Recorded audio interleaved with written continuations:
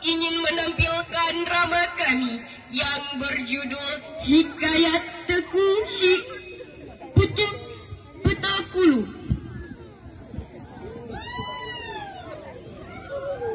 Sebelumnya, perkenalkan saya Cut Alia Ashifa sebagai moderatornya. Di samping saya yaitu Kak Hafiz sebagai pemeran utamanya yaitu Teku Si Pantekulu.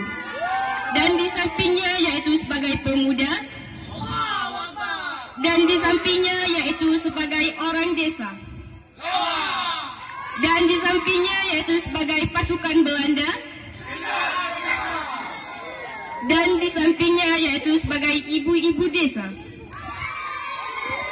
Dan terakhir kakak-kakak cantik, kakak-kakak manis dan imut yaitu sebagai perawat dan anak-anak. Sekian perkenalan dari kami, selamat menyaksikan.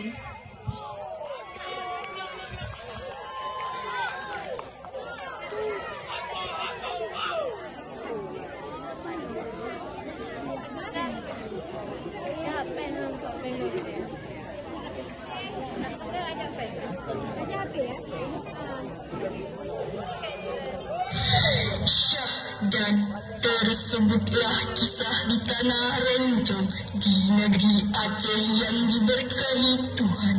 Hiduplah seorang pemimpin gagah, perkasa nan saleh bernama Teku Si Pantekulu. Ia bukan hanya seorang pejuang, tapi juga ulama, pembimbing rakyat dan pelindung bumi kelahirannya. Beliau adalah seorang penyair. Bismillah, mulai bersyair tentang pahlawan Aceh yang masyhur. Teku Si Pantekulu termasyhur, gagah berani tak pernah mundur. Ulama saleh di tanah Pidi, ilmu agama tinggi sekali. Belanda datang membawa benci, dipanggil rakyat untuk berdiri. Dari kecil ia tekun belajar, Al-Quran hadis jadi penakar. Pergi ke Tiro mencari sadar, lalu ke Mekah jadi ulama besar. 4 tahun di tanah suci mencari ilmu dengan tekun hati. Kembali pulang ke bumi sendiri, membawa cahaya iman sejati. Di kampung Pantekulu di pesisir barat Aceh, ia lahir dari keluarga bangsawan yang mulia. Namun ia hidup sederhana bersama rakyatnya. Sejak muda, Si Pantekulu gemar menuntut ilmu agama, fasih membaca kitab dan teguh dalam ibadah.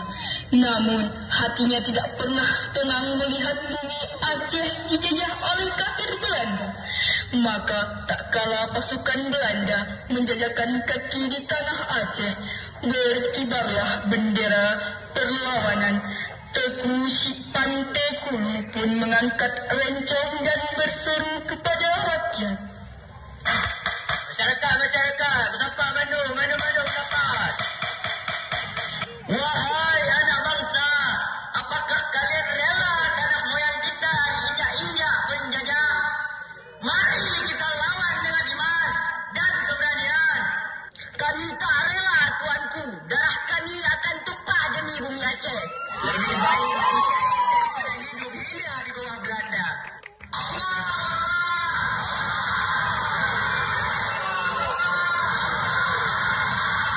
Berkumpullah para pemuda, tua muda, orang alim dan petani, mengangkat senjata bersama pemimpin mereka yang gagah itu. Di bawah kepemimpinan Si Pantekulu, mereka membentuk barisan, berjalan malam, bersembunyi siang, menyerang cepat bagai harimau terluka. Dikenakan dalam cerita turun temurun, Si Pantekulu memiliki keberanian luar biasa. Dalam suatu malam, ia memimpin sang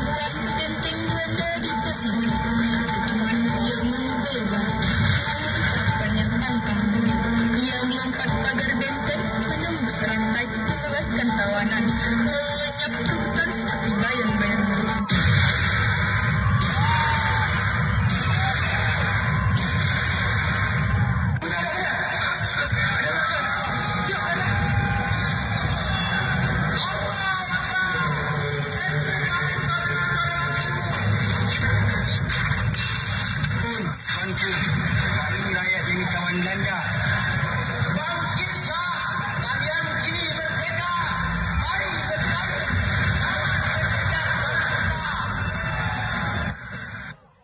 Pasukan Belanda geram. Mereka menyebarkan pasukan dengan janji emas bagi siapa yang bisa menangkapnya. Tuanku, tidakkah engkau takut mati? Kehidupan bukan untuk ditakuti, melainkan untuk dijalani dengan kehormatan.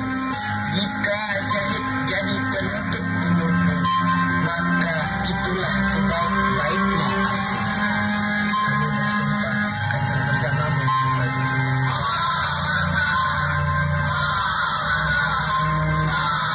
Berbulan-bulan perlawanan berlanjut. Hutan dan gunung menjadi medan jihad. Rakyat pun setia membantu, menyuplai makanan, memberi tempat berlindung, dan menyembunyikan pergerakan pasukan. Namun, sebagaimana sebuah kisah perjuangan, datanglah masa yang sulit. Pasukan